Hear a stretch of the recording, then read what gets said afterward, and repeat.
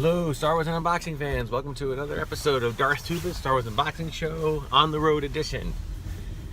Today I'm taking the old car out for a spin and to maybe check out some stores and a good old-fashioned toy run.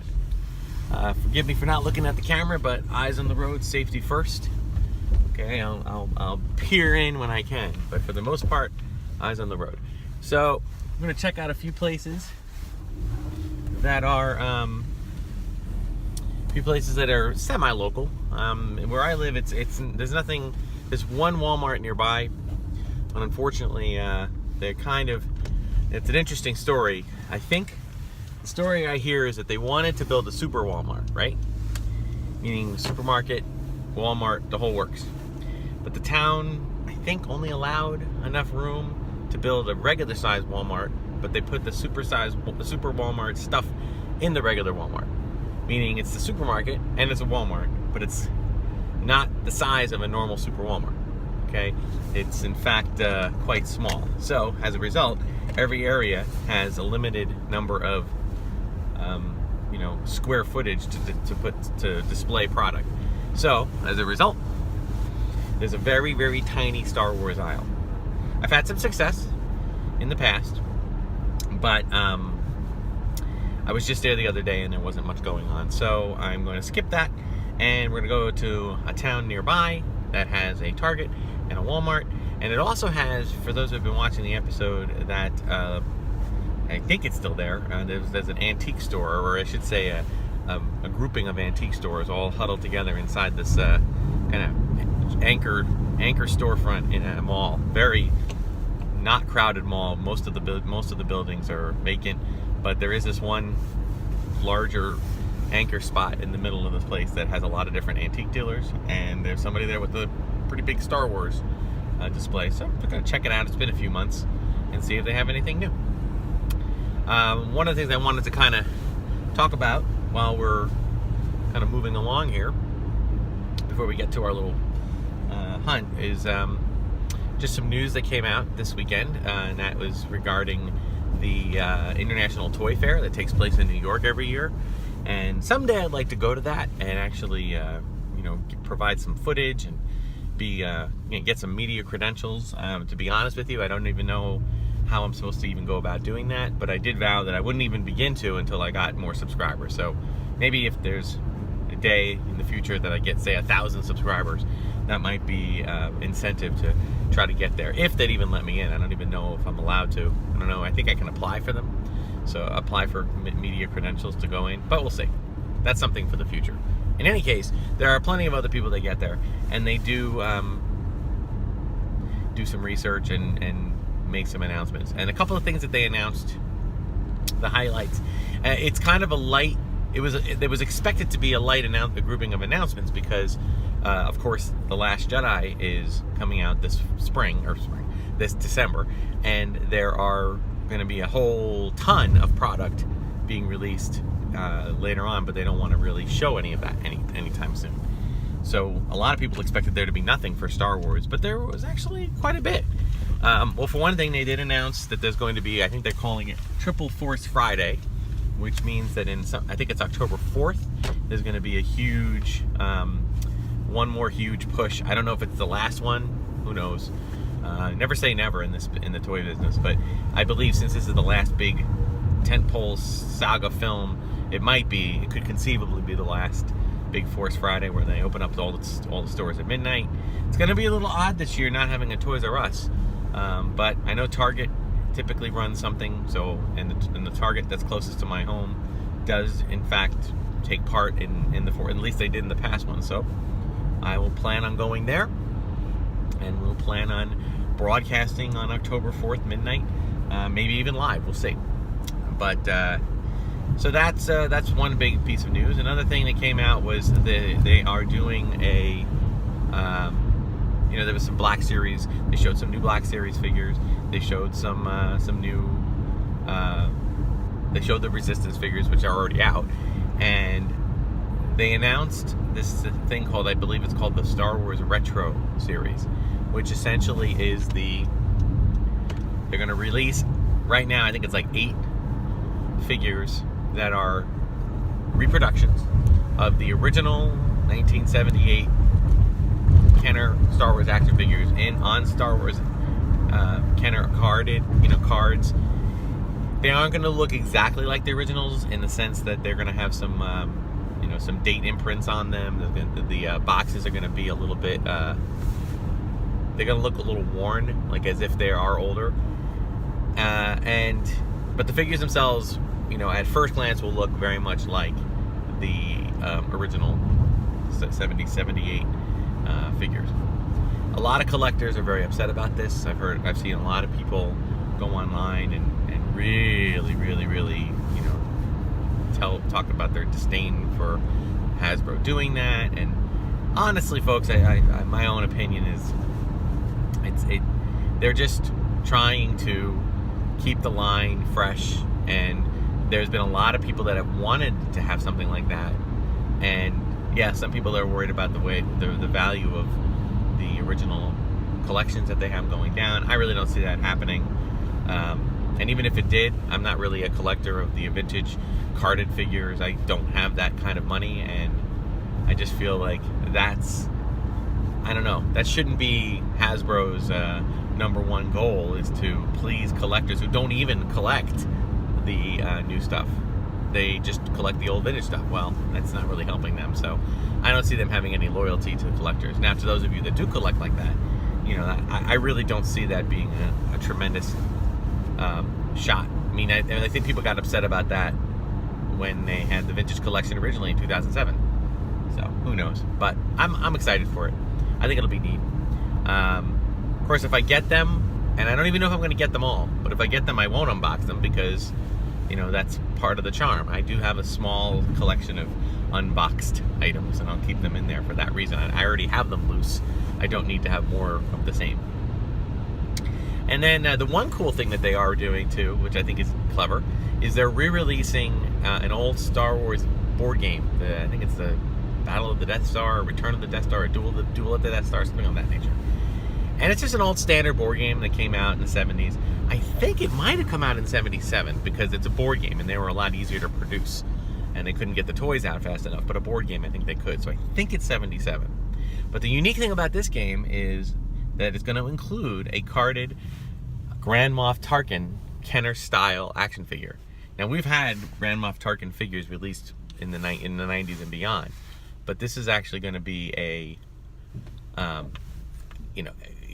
tooled and stylized in the 1970s, early 80s Kenner style. Which I think is pretty cool. And I took the look of the figure looks really good.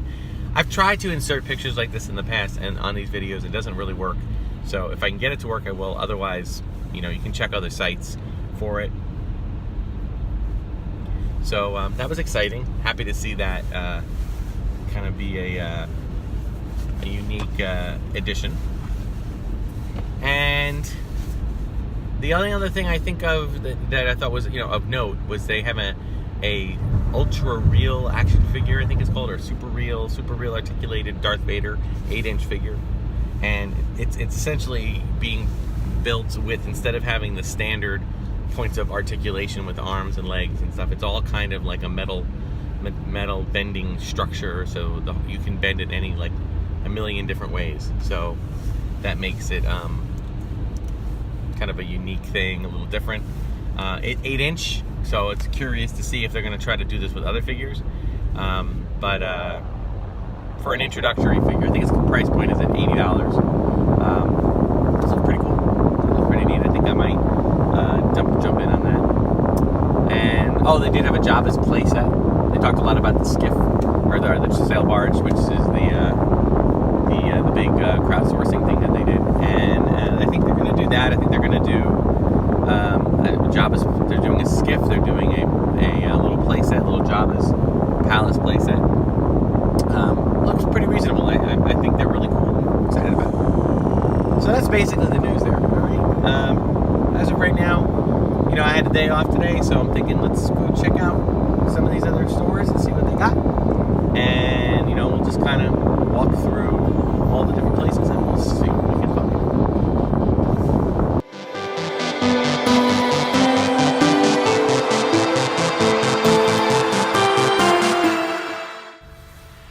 so while I'm at the parking lot, I was just at the Target, and it turned out to be a really, really good decision to come in, because they had just stocked the entire new wave of Black Series. So in no particular order, we have the number 78 Han Solo as an Imam Trooper, and Ben Stormtrooper. In addition to that, we have one of my favorite, cannot wait to get this one open, Dryden Voss. Really cool. And I love the new computer generated head sculpts. They're kind of freaky. They're so good. I'm kicking it, I can't say kicking it old school, because it would not be the original trilogy, so I guess this is kicking it prequel style with Padme from episode 2. Really cool. Stunning, likeness of her. It's great. And a battle droid. And apparently, I noticed on some videos with the from Toy Fair that this battle droid collapses all the way down to its storage version that they had, which was my most favorite scene in that movie, is when the battle droids all kind of came out of that machine and opened up. I just thought that was really cool. It was a really neat visual. And 2 more. We've got Holdo. Say what you want about Holdo. I kind of like it. I like Laura Dern, and I didn't mind. There's a lot of backlash on Holdo. I don't understand why. I mean, you have an opinion. It's fine. And I can argue that everything that she did could have been done by Leia.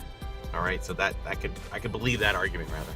But just because that's not how they did it, it doesn't make it a bad thing. I just think that maybe just added a little more intrigue, and maybe having Leia do all the things that Holdo did might be out of character for Leia. Maybe they didn't do that. That's my thought anyway. But nonetheless, I'm glad they have a figure of her. And with the last of the kicking it prequel style again with Mace Windu. All right, really nice, great image, or great likeness.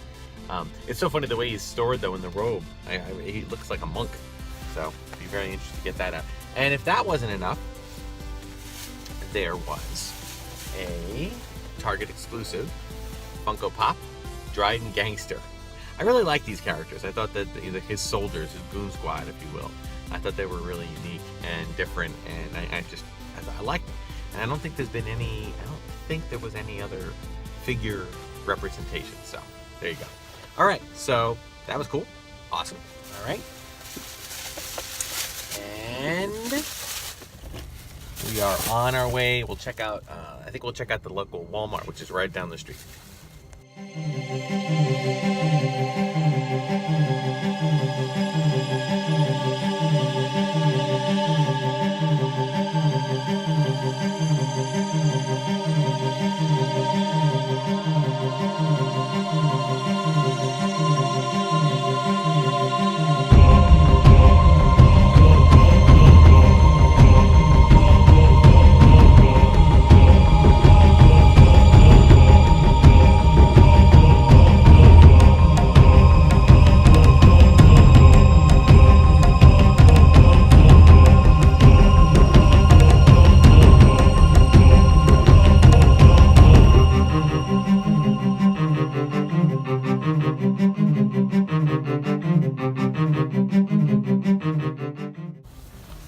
Okay, so not as the Target, but they, I put some, you saw some photos there, decent amount.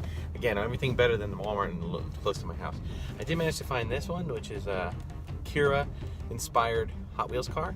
I do like the character cars. I think that they're unique, clever, kind of a throwback to I always thought about those conversion vans they had back in, that was a big 70s thing, and they made these Darth Vader and Luke Skywalker themed conversion vans, which were just, because conversion vans were all the thing in the late 70s. And again, like I said earlier, they were desperate to get product out for that first year when Star Wars first came out, and they just weren't going to have the standard action figure toys available. So they did what they could. They took other items like the $6 Million Man transistor radio that looked like a headset receiver, and they just kind of put a Star Wars label on it and sold that. They took a standard, like, generic laser pistol and holster and made that into a Star Wars set. The funny thing is, as cheap, knockoffy as they were, they are worth so much money now if you can find them, which is hysterical, because it's amazing the stuff that is worth so much more money now with stuff that was very cheaply, either cheaply made or was easy to, or it was very, it was when Star Wars was losing popularity, so it didn't sell, so you could usually find them in the discount bin, which is crazy to think about how much those, like all those Power of the Force figures with the coins, you can find them for like $1 a figure sometimes, or less even. So, all right, one more stop. We're gonna check out that antique store area that picked up a few things a few months ago, just to kind of walk through it. I'm not sure if I'm going to pick anything up. I didn't expect the Target haul to be so big and expensive. So, but I will say, I've mentioned this on my channel that, as collectors, if we want Star Wars to remain in the retail establishments and not have it be an entirely secondary market collectible idea, you need to go to the store and you need to spend money on the current stock and not always wait for it to go on sale. I do sometimes wait for stuff to go on sale, but not all the time. I do try to buy the stuff as soon as it comes in when I can, just to be safe. So we will see what this next place brings us.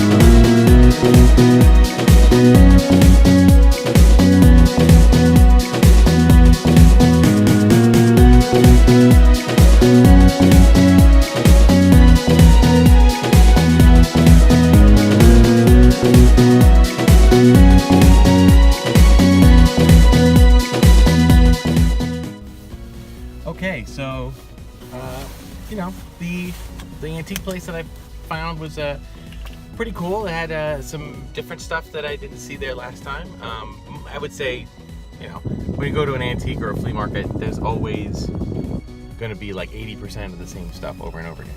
But I did manage to find in there kind of a what do they call this guy? A Rebo and the Carillion Hound, which I haven't been able to find. And a unique Kurt Adler ornament, which is a weird looking Emperor dude. So I'll have to open that up and put it with my holiday stuff. So, not too bad. And I have to say, and I mentioned this in the last episode, this particular antique place, and they call it an antique store, but it's antiques and collectibles. And they're located essentially over by, in a mall. But I mentioned that the mall is a very sad looking mall. There's a lot of stuff that's closed and a lot of empty storefronts. And it's really very sad, really. However, this time, I gotta be honest, it looked a little bit more lifelike. There was a little bit more stores that seemed to have more energy. There was more people here. So I don't know if it's making a turnaround or whatnot. Or maybe it's just my imagination, I don't know. But nonetheless, that antique store is still there. The antique and collectible place is still there. And, it's nice to see. Obviously, I found something that wasn't very old. And I covered up the price, but I would say, in all honesty, that... ooh, you know what? I gotta make sure I'm in the right place here. I would say that the people that do these purchasing and whatnot, they are essentially scalpers. Because frankly, I haven't been, the solo item I picked up is not that old, but I haven't been able to find it anywhere. So it's kind of one of those things where at the end of the day, you basically make your choices, what you're going to do. And the price that they had was not really an excessively large amount of money. So, I said, okay, we'll go with that and not worry about it. But anyway, so actually, overall, pretty good run today. And I think that'll do it. So I probably unbox most, if not all, of these items on the next unboxing portion. So we'll get to that in a couple of days. But until then, hope you enjoyed it. Like and subscribe. Hit the notification button. Smash the like button, as they say. And tell your friends about it. Let people know about the channel. Let's get some more subscribers going. Each week I get at least one. So it's a slow go, but it's something. I like it. And check me out on Instagram and Twitter at Darth Tuba. And check me out on Facebook, Darth Tuba Star Wars Unboxing page. And we will see you next time. Until then, may the Force be with you.